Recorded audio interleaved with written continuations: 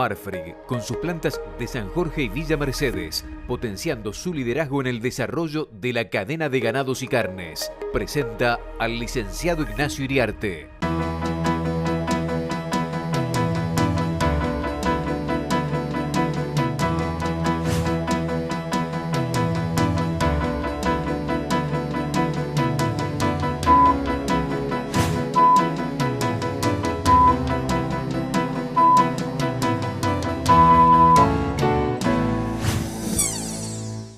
Amigos de Canal Rural, buenos días. Bueno, volvemos a los temores de diciembre, cuando empezó todo este plan.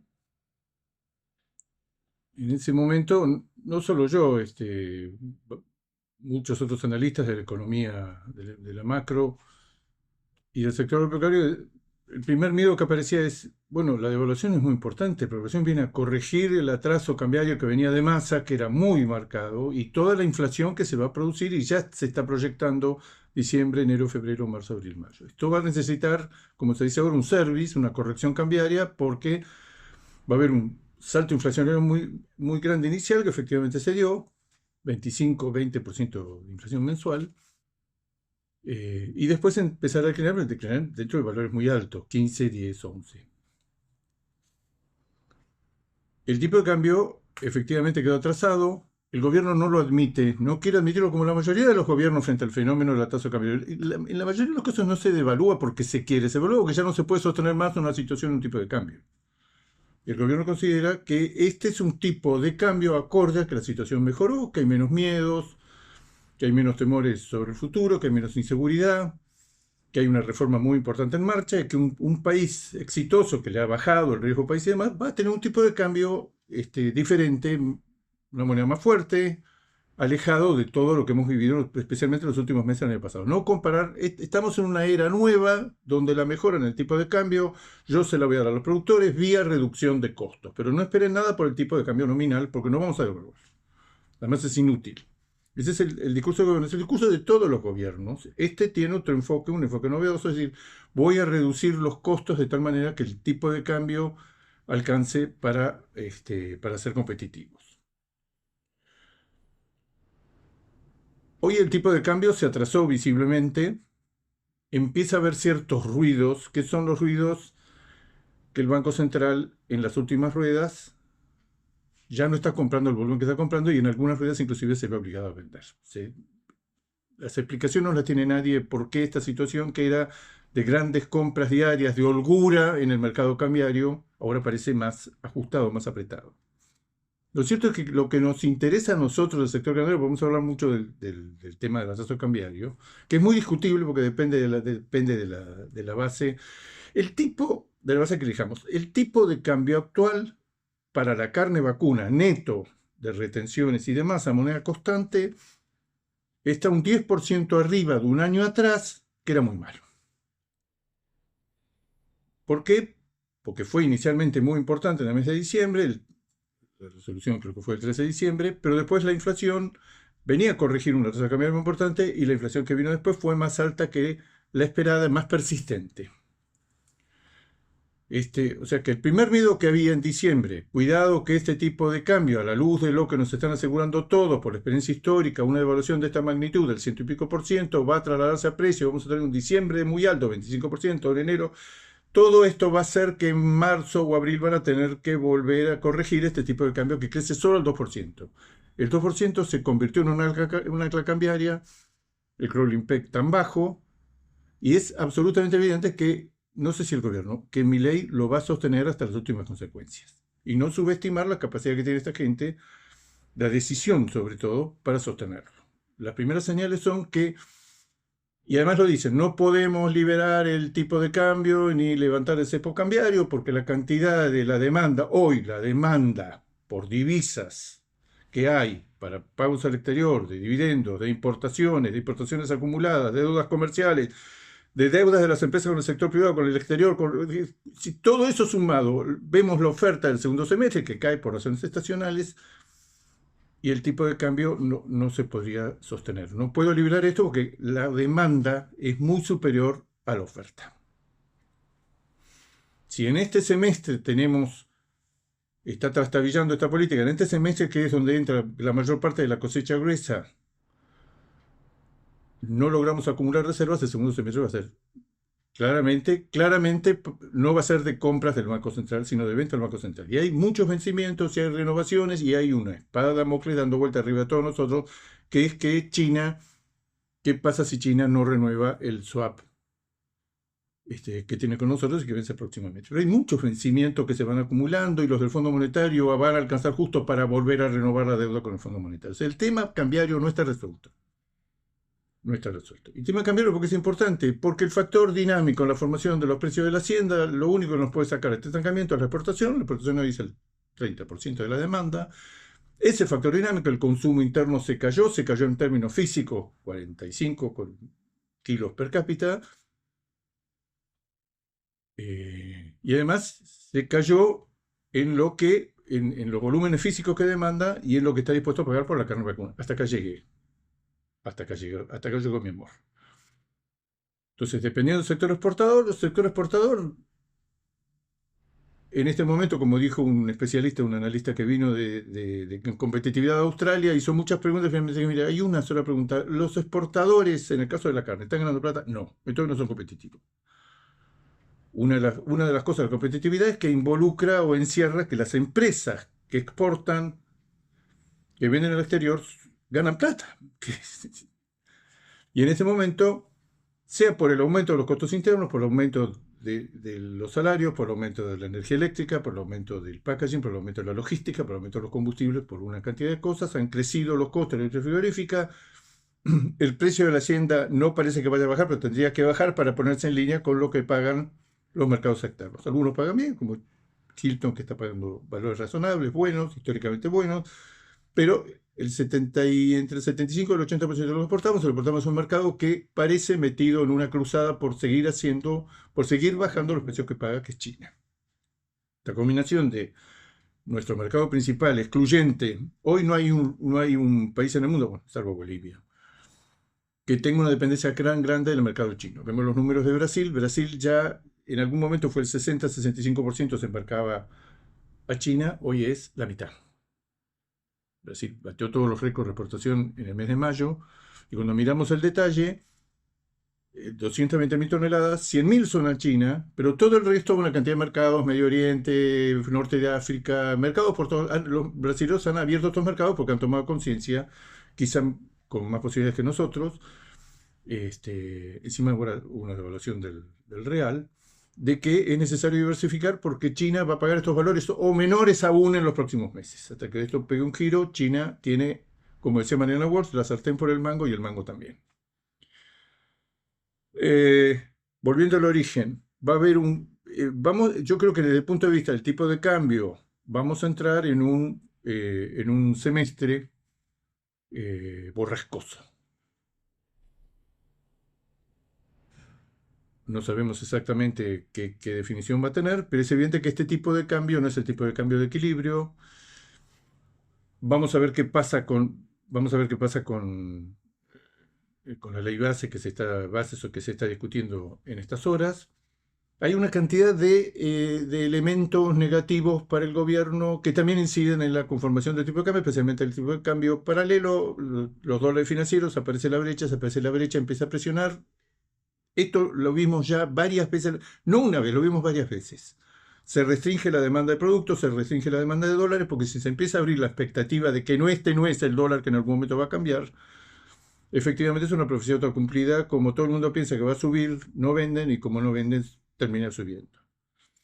Lo que es evidente es que este gobierno tiene una decisión, una habilidad superior a los anteriores para sostener el tipo de cambio que ha dicho, la mejora en el tipo de cambio. Primero, que no se extrañe que el tipo de cambio sea más bajo, porque el país ha perdido, el tipo de cambio deja de reflejar una cantidad de expectativas muy negativas que había, que eso ya no está más y no va a estarlo.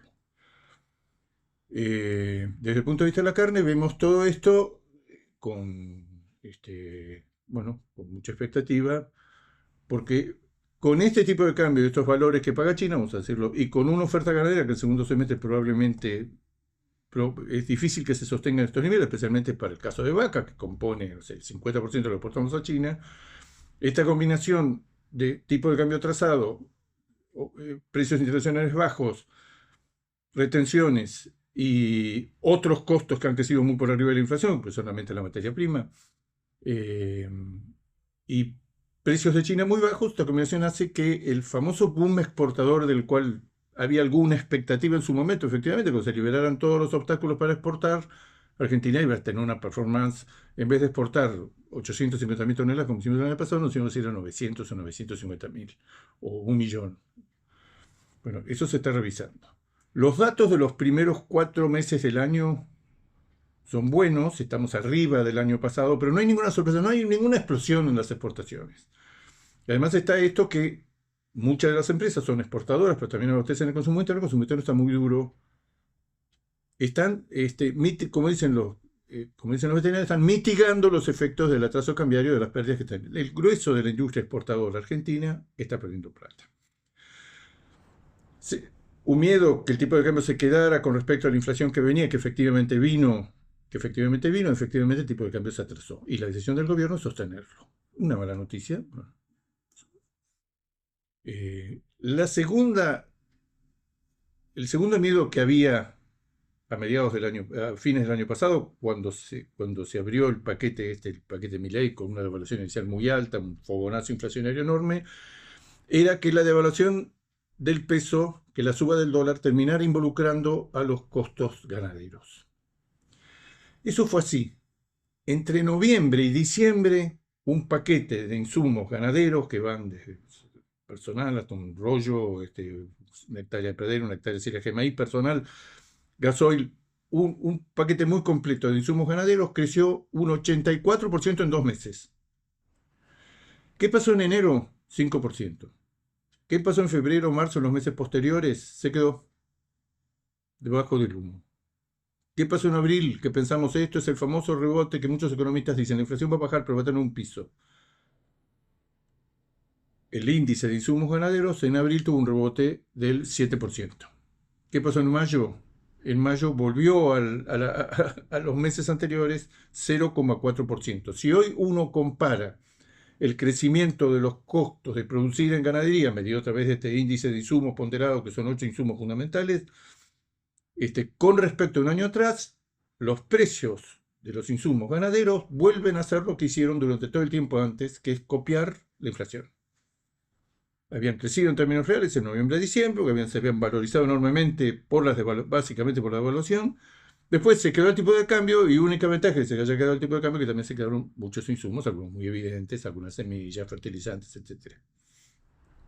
Vamos a una pausa, enseguida volvemos. Volvemos al tema de los miedos. Un miedo se concretó, el tipo de cambio se quedó corto a la luz de la inflación que vino y que sigue. El gobierno ha decidido sostenerlo porque es una de las piezas fundamentales cada vez más visible que si está reduciéndose la inflación es porque el tipo de cambio crece al solo al 2% mensual. En este momento que se están mostrando resultados dentro de una inflación alta pero declinante y acercándose a un piso del 3%, del 2,5%, que muchas dudas si se va a poder perforar, se va a poder llegar a niveles más bajos. El ancla cambiaria es importantísima porque es un ancla cambiaria, un global impact del 2% en un contexto inflacionario como el que hemos vivido, el que estamos viviendo, es un ancla, es algo que hace que muchos precios, además muchos precios que habían sido fijados hace unos meses con la expectativa de un tipo de cambio mucho más alto que esto. O sea que hay un doble efecto para que porque el tipo de cambio no crece y porque además se había hecho con un tipo de cambio, mucha gente, no sé, con un tipo de cambio de 2.000 o 3.000 pesos. El dólar atrasado pegó en los insumos inicialmente la devaluación, pero después retrocedió. Y el tercer tema, que es un miedo que se concretó lamentablemente, que es una caída muy fuerte en el nivel de ingresos de la gente. Por los datos que sigue el Secretaría de Trabajo, el registro de asalariados, registrados y demás, del sector privado y demás, que lo seguimos bueno, hubo una recuperación en el mes de mayo, después de haber caído 30% desde el inicio de la devaluación, se recupera marginalmente, creo que es un 5%, un 6% en el mes de mayo. ¿Esto va a continuar los próximos meses? Es posible que continúe, pero acá no estamos hablando de grandes sectores que están desprotegidos, que son los sectores informales, monotributistas, trabajadores independientes, una parte muy grande de trabajadores del Estado que no va a poder ajustar sus sueldos de acuerdo, es una de las políticas del Estado, del nuevo gobierno. O sea, estamos asistiendo al principio de un rebote en los salarios, pero los salarios, no los salarios, los ingresos de la población en general en relación a la carne, pese a que la carne hace 4 meses que se ha quedado estancada, han quedado fuertemente rezagadas esas relaciones en relación mala, la de salarios. Pese a todo, este consumo se sostiene, consumo en 45 kilos en niveles muy bajos, por la percepción, el salto de precio de todos los demás productos, de bienes y servicios de la canasta familiar es tan extraordinaria que la carne, dicen las encuestas, hay como una percepción de que la carne ha quedado barata. ¿Qué está pasando con la oferta? La oferta es más baja que el año pasado, que no es ninguna novedad porque el año pasado fue un año de seca tremenda. ¿Qué pasa con...? Les leo la faena diaria de mayo. El año pasado, en mayo, 15.000 vacas diarias. Este año, 14.300. Baja, sí, pero el año pasado fue un año de... Nos comimos 600.000 vacas el año pasado. La faena de vacas todavía está en niveles... Esto se va a caer en los próximos meses porque tiene una estacionalidad muy marcada y muy predecible. Estamos todavía con faenas muy bajas, con faenas de vaca muy altas. Vaquillonas empezó a caerse, pero con un acumulado... Vacas más vaquillonas más terneras, porcentaje de hembra de la faena, en el mes de mayo fue el 50%, 50,3%. Esta situación paradojal de que se terminó la liquidación del año pasado, pero estamos lejos de entrar en un periodo de retención. La retención es básicamente la inversión del sector ganadero. El sector ganadero, especialmente el sector criador, retiene 200.000, 300.000, 500.000, no vende, las retiene en el campo, las acumula, las ahorra. ¿Qué es ese crecimiento en años de crecimiento neto que podemos decir estamos en retención? Acumular 1 millón de vaquillonas.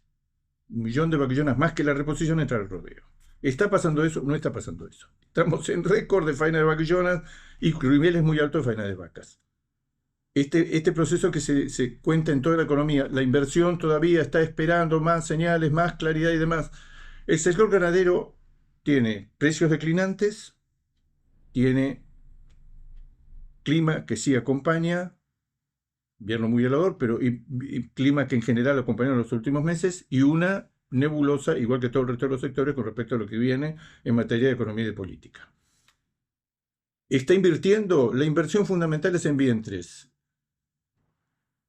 Los porcentajes de hembras en la faena indican que ese porcentaje de acumulación de existencia, que acumulación de hembras de capital, no se ha dado.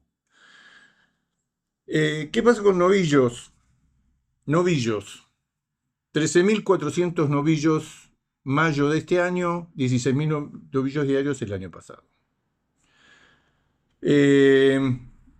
Vamos a la faena diaria total. 53.500 animales diarios en mayo de este año, 63.000 el año pasado. 53 este año, 63. ¿Estos son niveles de equilibrio? No, todavía no. Precios declinantes, perspectivas institucionales no claras o económicas no claras, rentabilidad a la baja por animales muy livianos, seguimos en 227, 228 kilos en la faena. Los indicadores indirectos del ciclo ganadero, pero especialmente la faena de vacas y vaquillones que estamos haciendo, indican que acá no hay ningún ciclo de retención.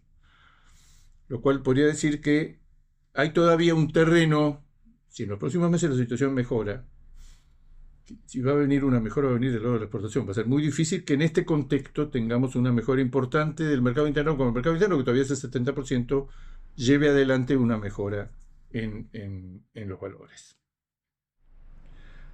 Invernada, lo que podemos decir es, con respecto al año pasado y en enero-mayo, la oferta de terneros, la salida de los campos de terneros y terneras de invernada es 10% inferior. Con respecto al último año normal, 2022, el año pasado fue el de la seca, este es un año muy difícil de interpretar todo lo que está pasando. Este año han salido, en números redondos, 5.100.000 terneros de los campos. Un año normal salieron 5.200.000. La baja, ¿por qué todavía estamos abajo en lo normal? Porque nacieron, pues se detectaron menos terneros. Porque hay cierta retención para recriar y hay cierta retención por incertidumbre que se está terminando, pues se está terminando también la zafra, ya lentamente se está terminando. Pero digamos, estamos todavía debajo, en materia de cantidad de terneros, por debajo de un año normal. El último mes corrigió gran parte del desfasaje que venía de los meses anteriores. Los meses anteriores la zafra venía en número de cabezas 20% abajo del año anterior. Se está dando algo que rara vez en los últimos 14 años, creo que son 86 meses del segundo semestre, solo en 2 meses de los 86 solamente por 2 meses, en julio y agosto del 2014, el precio del gordo fue superior al precio del invernal. Todo el resto, lo que tenemos que esperar del segundo semestre, de la mano de la escasez de terneros o de la menor oferta, la estacionalidad acá es muy marcada, se llega en los meses de abril, mayo, junio a comercializarse 1.400.000, 1.500.000, eso se cae en julio, agosto, se cae y se derrumba en los últimos 3 o 4 meses del año. Perspectivas de la invernada de los próximos meses, la único que podemos decir es que va a mejorar su precio relativo en relación al gordo. Otra categoría muy crítica, novillo Hilton. Novillo Hilton, los números que nosotros tenemos sacados del SENASA, de los tableros dinámicos de SENASA, en lo que va del año, 13% menos de novillos elegibles para Hilton que en enero-mayo del año pasado. Es un hecho medido que hay menos novillos Hilton. Ahora, fíjense esto. En los últimos meses, el dato de los últimos meses. En abril, 86.000 novillos Hilton. El año pasado, en abril, 92.000. En mayo, 97.000 novillos Hilton se fainaron. El año pasado, en mayo, 122.000. O sea, la caída en la cantidad de novillos Hilton, es un dato muy estable a lo largo. Cuando uno suma todo el año, está casi siempre en el orden del 1.200.000, 1.250.000 novillos.